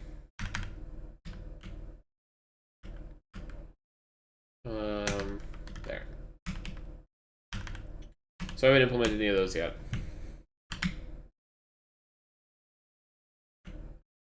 And then instead of this, we're going to say has not, for a default here, we're not going to have a default. Actually, we'll just, fuck it. For now, we'll just say has not implemented that state yet. All right. Okay, so we're going to evaluate world state at this ID with this agent. So that's going to be ID. And we're going to grab the current that, which I should honestly rename to BSD. Now that changes it back to papers data. And then we're going to grab the map data. We're just going to read that world and figure out how much we like our current stance in life. And then we're going to do the action, evaluate how much we'd like it after that, and then go back. Because most of those actions are not going to be that expensive. This should be a really quick action resolve, especially because we're not taking into account any visuals or anything. Some simple damage values and some...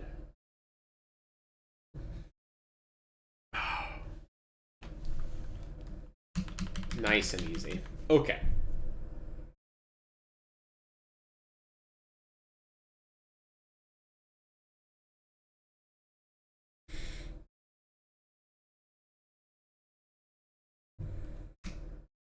So actually, let's do evaluate world state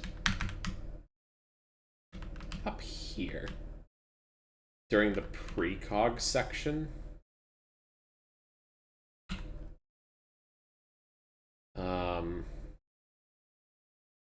Byte current world state eval is equal to paste.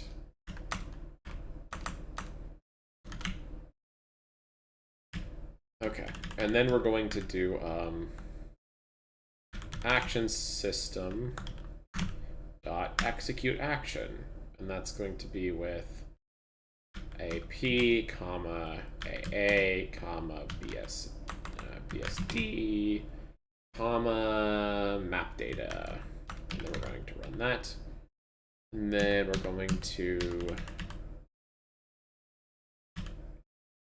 going to redo the evaluate world state.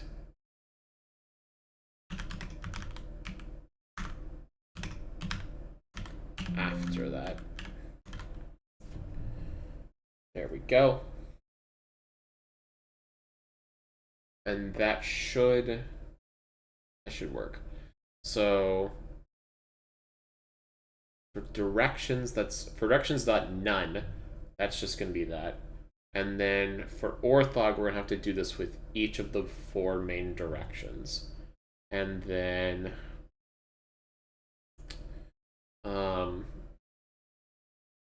diag is going to be the exact same.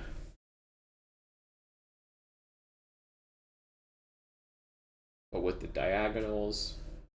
And then omnidirect is going to be all 8, and then aim is going to be a whole other mess I'm going to have to figure out.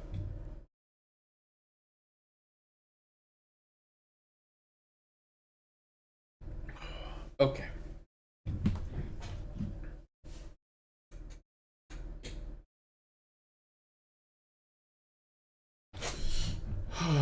So now, this is the flow. Once we have evaluated the world state, then we're going to we're going to loop through every action. We're going to evaluate the world state.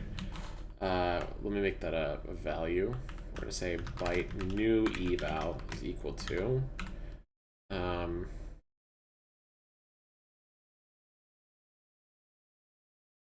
and then we're going to make a new one called byte chosen eval is equal to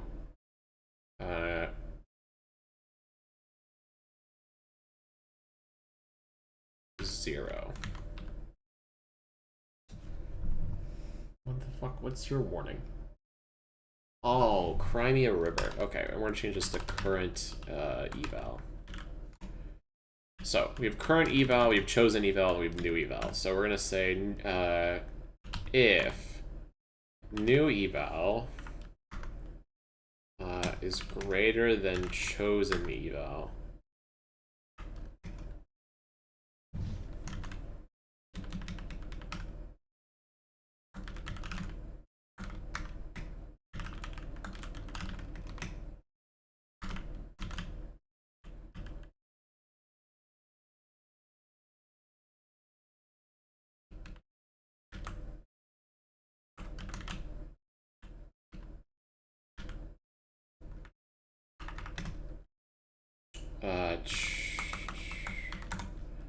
chosen action is equal to AP, and new eval is equal to, or no, chosen eval is equal to new eval.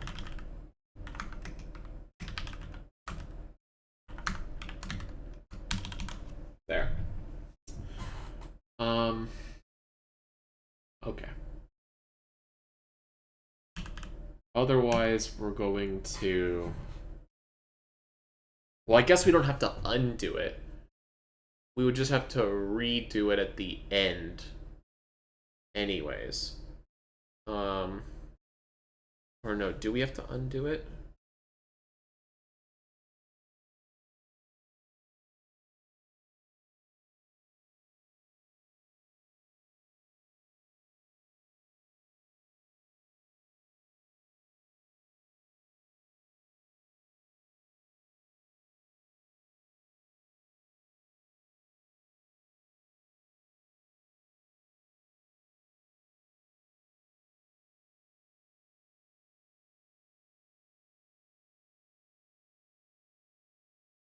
Fuck. How do we undo it? There's gotta be a way to undo it. That would be easy. We would just have to reverse whatever the thing was.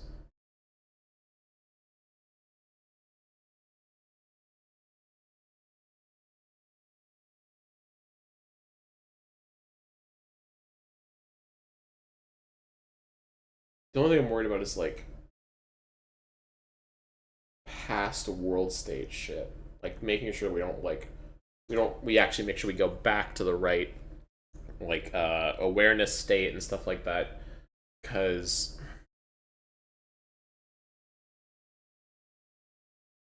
fuck, I think we are gonna have to make a simulate action function.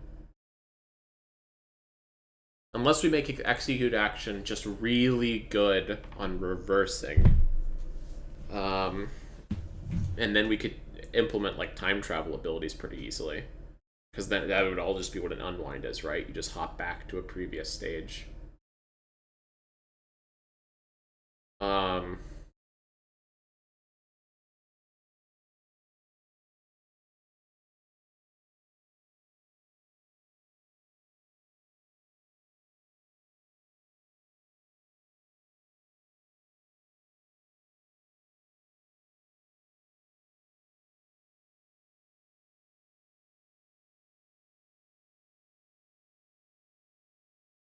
Yeah, you'd probably make a log that says like different values at action, and then you would just check one back and then just swap it to that one.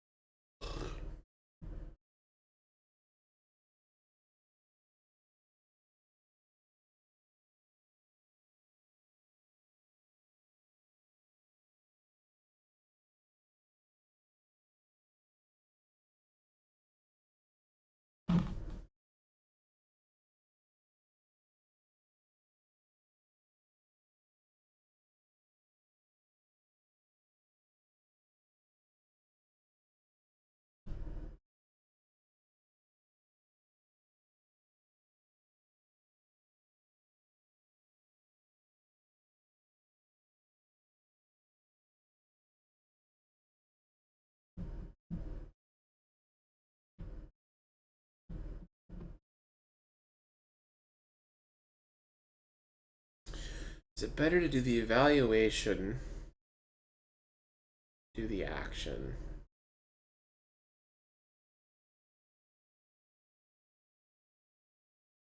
I guess it depends on how expensive the action is, and how expensive it is to undo it, and how hard it is to undo it. If you have like a changed values dictionary or hash map that you can just flop back to, that's pretty useful.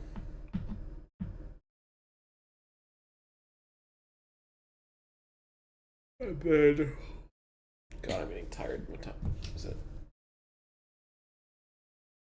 Okay. I am still trying to catch up on sleep, so I'm a bit off.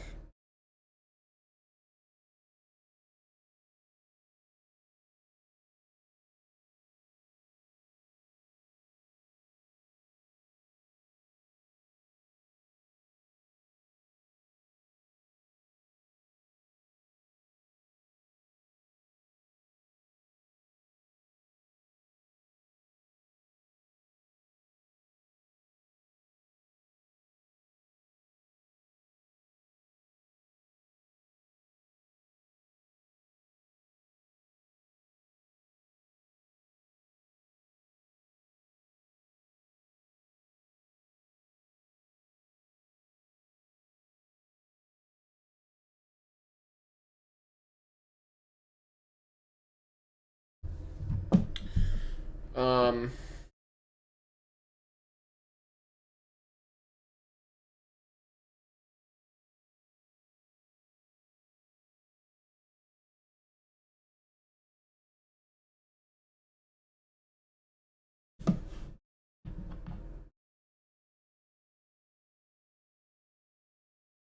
fuck, I'm blanking. Um, Man, I barely wrote any code. I want to get this done this weekend. That's the big push I want to make this weekend. I don't know if I'm going to stream all of it, but I can work for at least. Okay, my goal is to do work at least another half hour. Half hour, get some chunk done, and then be good to go. Um,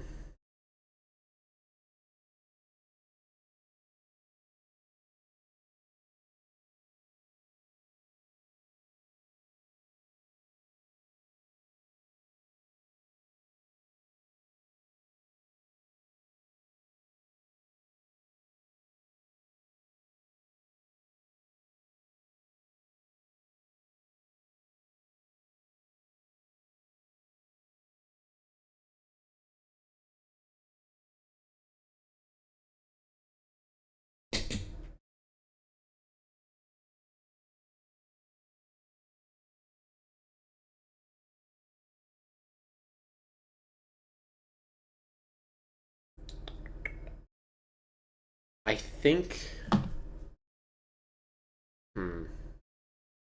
I want to say we do the evaluate action, but that function is going to be fucking disgusting because it's going to have to be a switch statement of every action, and then it's either going to have to be a sub switch statement per action of every mood, because that's going to change how the evaluation goes, or it's going to have to be a combined switch statement of action times times thing to the end of time, and all of that sounds fucking horrific.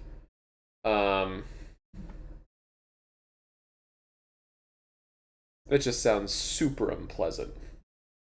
So, I think it'd be better to just store the difference in data from one action to the next, and then just retroactively just rewind basically the last thing that we did, because I kind of want to learn how to do a rewind anyways. um I've played a few puzzle games where they have a really convenient rewind functionality. Think like Baba Is You, or I'm playing a recent one from, I think it's Devolver, called the Lab. I think you have the name right. Hold on. The Lab. Right? That's the one? No, that's the Portal one. Um, Lab Rat. That's what it's called. And that one has a rewind. And some of those rewind abilities are not rewind abilities because it's just one ability, but how would you say? The artifacts from some of those rewinds are a little wild to me. Um, so I'd assume that they do something like this, where they keep track of the data that they changed at a given interval, and then they just rewind to that point and play an animation for it. But because we don't have to play an animation for it because they're doing it behind the scenes, then this should be actually much simpler. So I think I'm going to do that, and we'll see where we go with it. Um,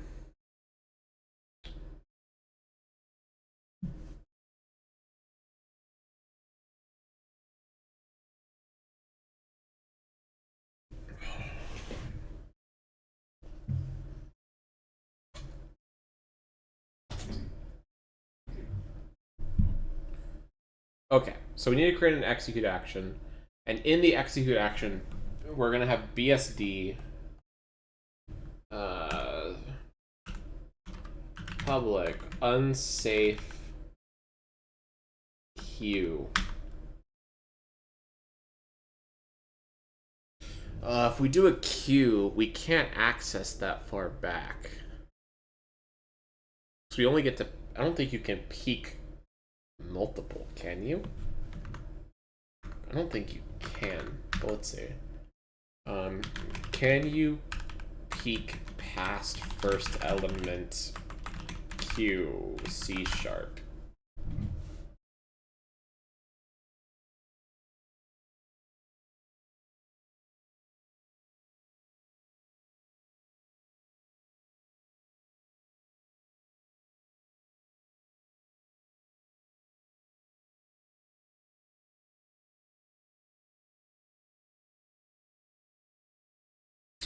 Clear classes.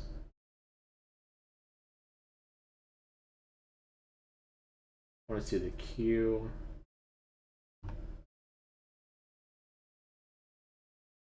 Methods. You can do a to array if you have to, actually. Okay. That's nice. So I can always just do to array, output the array, and then do that. I think unsafe has the same thing. Let me double check. Unsafe Q, Unity, collections, hop to more recent one. Methods, as parallel writer, as read only, DQ, dispose, and Q is empty, peek, to array. Perfect, there's a to array. Okay, as long as there's a to array. So, yes, this is fine. We're gonna make an unsafe Q, and we're going to name it, or not name it, it's gonna contain a new struct we're gonna have to create. Let's do that real quick. Public struct.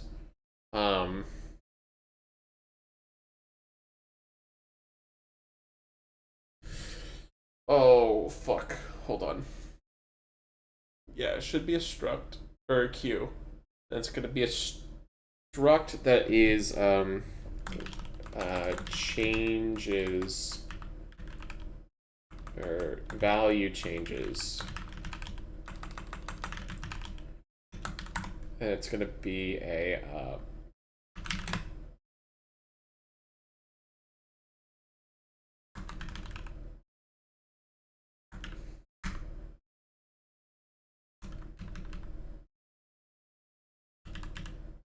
oh, I hate this already. Unsafe list. Do we do a hash map?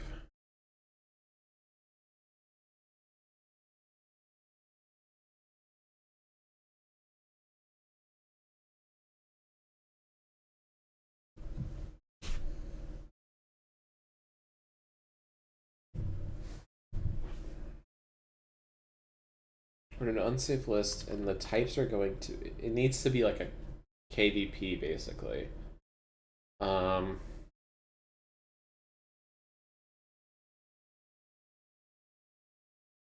the key is going to be which value is changed. So it's going to be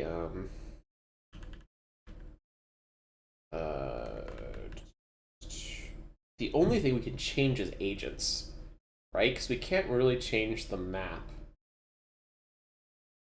If I find something other than an agent to change, I'll add a new differentiator. But for now, we're just going to create a public enum value types. I'll make it a byte. By reference. Go fuck yourself. Alright, and we're going to make this like... Oh, I should check to make sure the stream's still up. I was supposed to do that frequently. Oh, I should check. Okay, we're good. It still says unstable, but we're still rocking 8,000. So, don't know what that's about, but... Alright, we're gonna make this unsafe list, and it's gonna be,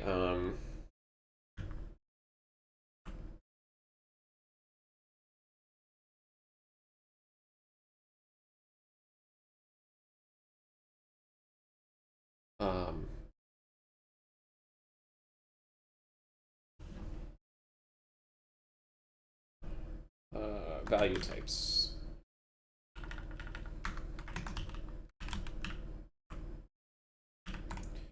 And then it's going to be another unsafe list. Is it just going to be object? Because it's going to have to be the arg of a particular thing.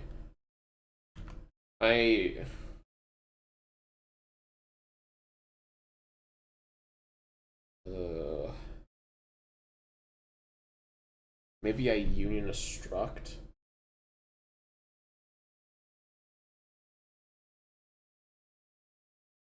It'll be type, and based on the type, you'll figure out what you're supposed to do with it. That might be the better approach here.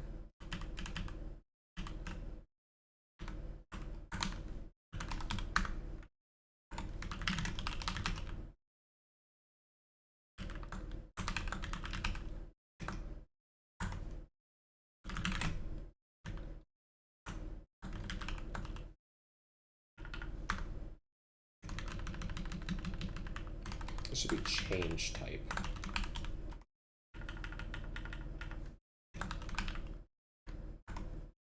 Okay. Then we're going to add a struct layout explicit size is equal to 4.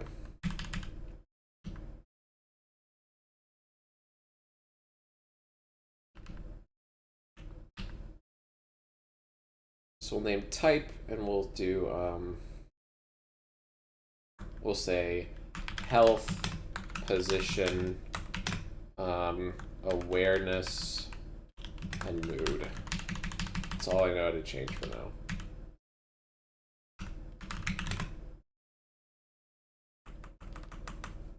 And this will contain a field offset of 0. Then we're going to have our field offset of 1.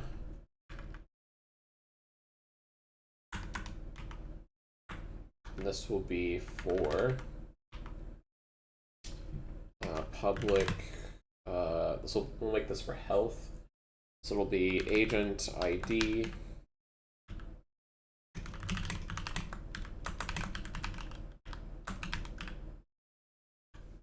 Or no, we'll say damaged agent.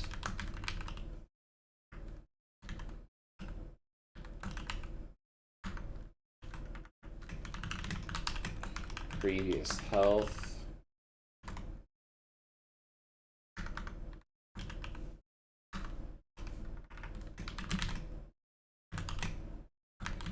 Damage type. If I make that a thing.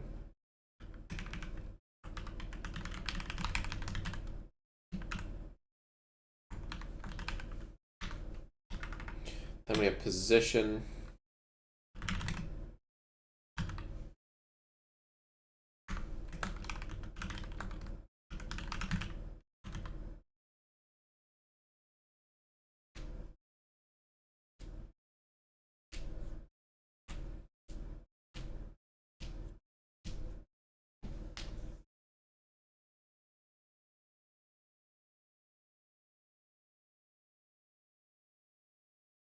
Is it worth remembering?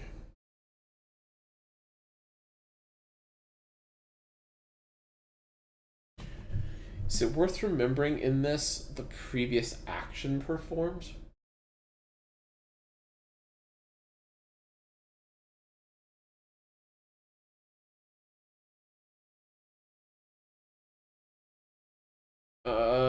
If we do cooldowns, that'll need to be a thing. If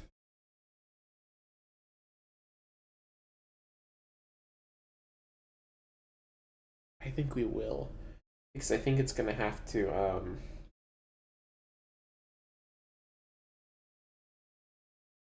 we'll do the values for now. If the values don't chalk up, then I'll just store the action info alongside it, and then we'll have some like reversal meme.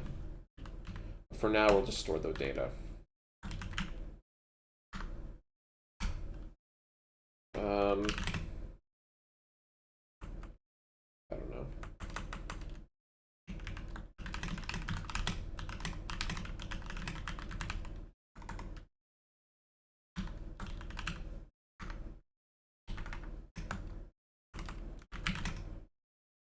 This is going to be a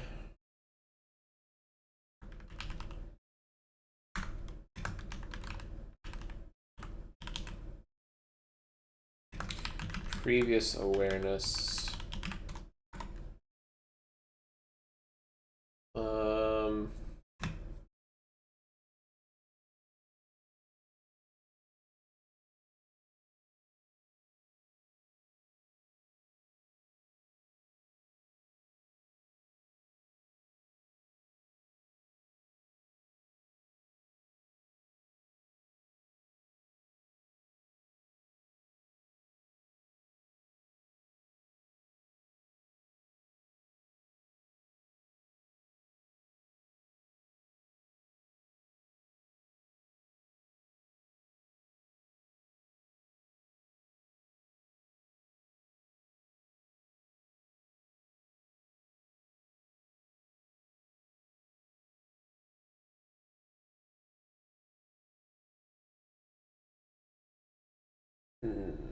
I'm blanking.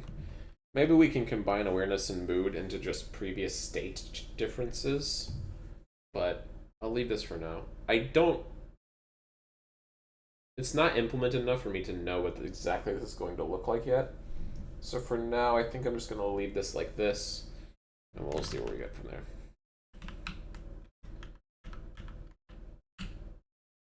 Public unsafe list of, no, we're going to get rid of this. We're going to change this to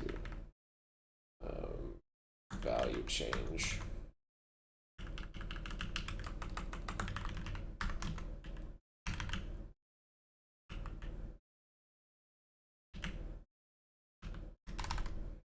Okay, we're going to rename this because this is going to get confusing. We're going to name this to timeline changes.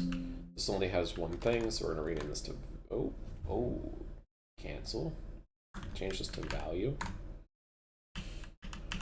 And then we're going to rename this to timeline change.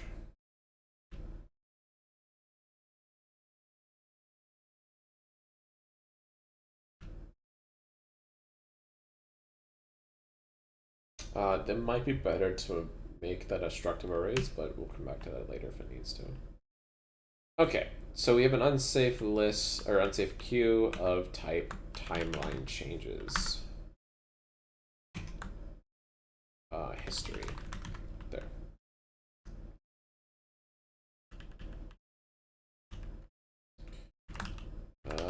Let's enable this up here. I need to eventually. One of the things I need to do after this quote unquote sprint or like feature focus is I need to change the spawn system to have like a run generation system, and there's going to be like a section that like instantiates all the components that I can't normally do, and that's going to be right the fuck here. History is equal to new unsafe queue allocator dot persistent. There. Okay, then we're gonna go back to the behavior system. If new eval is greater than chosen eval, chosen action equal to new action. Otherwise, regardless, we're then going to I don't know what this look like. Undo action.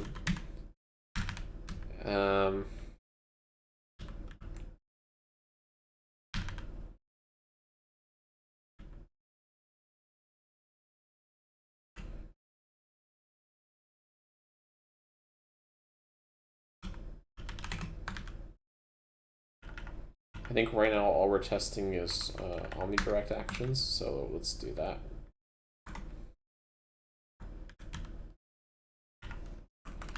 For int I is equal to 0. Do I iterate? I feel like I should just make a pre-established data type of each. Well, I guess range will have to be calculated distinctly.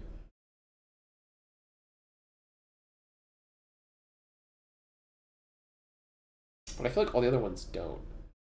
Unaware, or no, I'm looking in the wrong spot. Single, orthog, diag, omnidirect, aim. I feel like these are all like, okay, up, down, left, right, up, diagonal, up, down, left, right. Then combined, and then aim is like a whole other beast.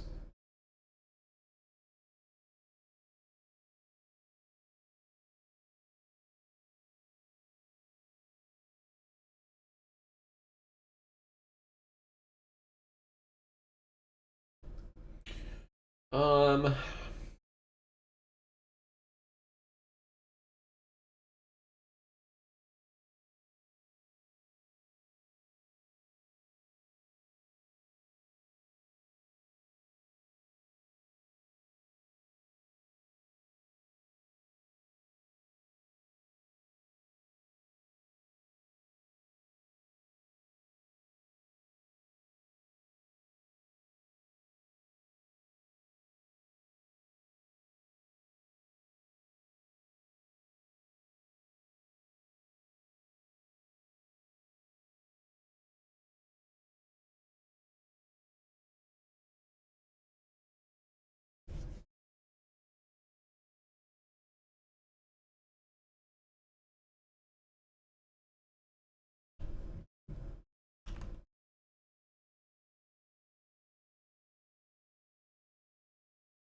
where is this error? Oh.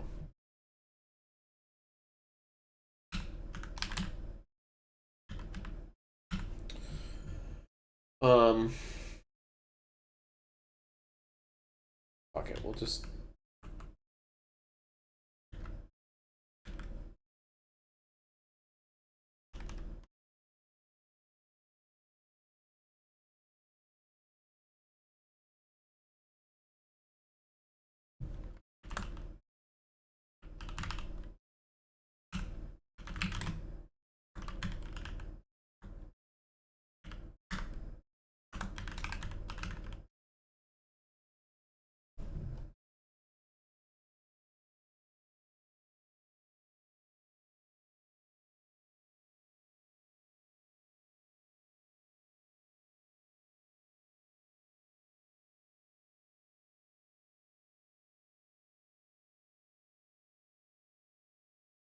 What the fuck?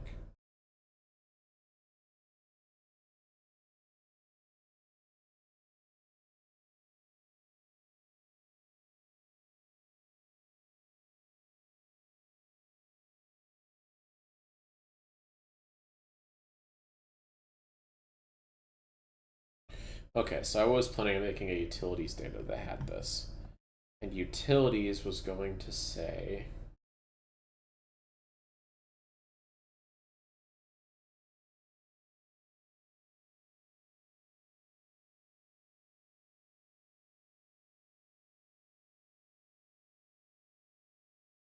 is valid action. Okay, so I don't think I need this anymore. I would just have that. But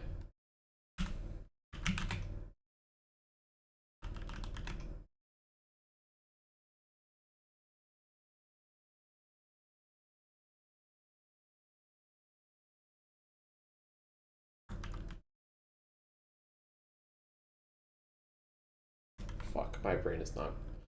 My brain ain't braining, you know?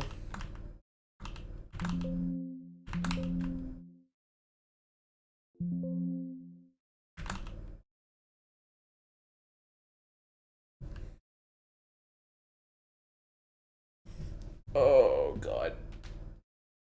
Oh.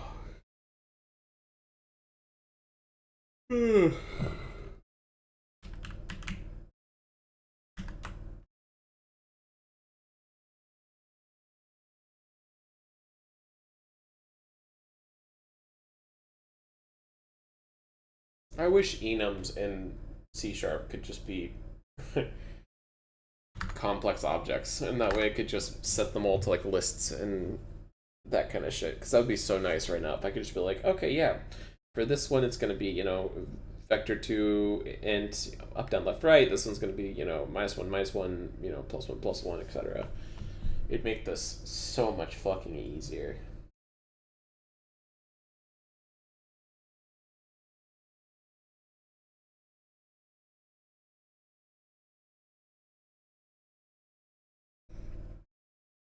Fuck.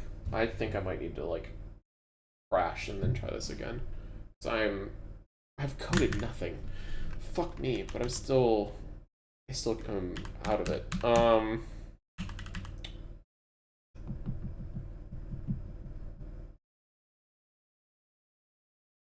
feel like I'm making bad coding decisions right now. Even though I feel like it's correct, there's just so much happening that I'm adding bit by bit that it's fucking with me. And I'm still running on not enough sleep. Okay. Let's... I really don't want to stop, but I probably should. Okay, we're gonna continue tomorrow. Okay. Let's call it for a night. I'm gonna go probably hang out with some friends or something, and then I'm gonna crash and come back tomorrow. I don't know if I'll stream it, because I'll probably... The more I stream, the more I speak out loud to get my thoughts in, and the less I just write. So I'll probably at least code for an hour or two, at least. I'll probably off stream, and then I'll probably come back on at some point.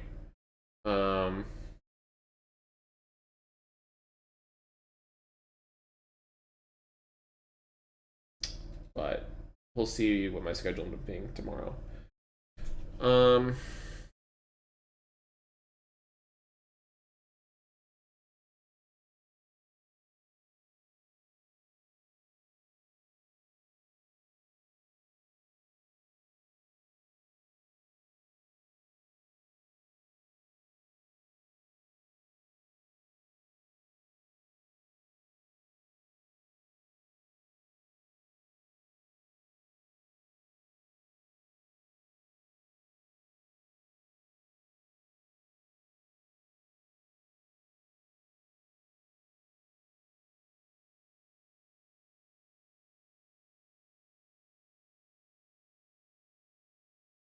Okay. Fuck, I'm zoning out too much. I'm too tired. I need to actually just go to bed. Thanks for hanging out. Fuck me. Thanks for hanging out. See you guys around. Peace.